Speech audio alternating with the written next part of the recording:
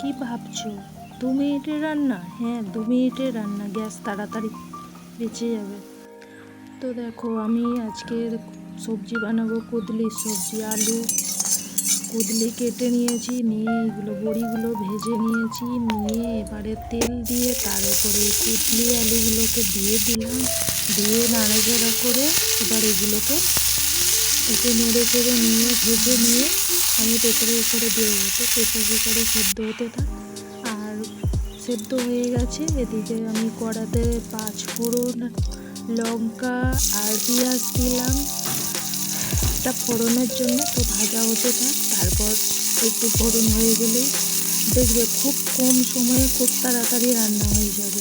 মানে প্রেসার কুকারে আমি তো করি, তো একটু জল দিয়ে দিলাম যাতে না আরও পুড়ে যায়। দিলাম লঙ্কা, হলুদ, একটু চিনি দিয়ে এই যে আমি প্রেসার কুকারে সেদ্ধ করেছিলাম একটা সিটি দিয়ে জাস্ট খুব তাড়াতাড়ির মধ্যেই রান্না করতে হবে, কারণ সকালের রান্না যাবে, সকালের রান্না খুব তাড়াতাড়ির মধ্যে রান্না করতে হবে।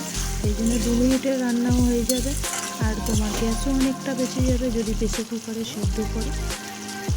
টেস্টিও হবে, যে খেতে খারাপ হবে তাই না, খেতেও সুন্দর হবে। এগুলোকে এবার একটু নাড়িয়ে নাড়িয়ে জলটা শুকিয়ে নেব। তো দারুণ, একদম মানে সত্যি সত্যি ভালো টেস্টি হয়, কম মশলা দিয়ে তোমরা বাড়িতে বানিয়ে খাবে।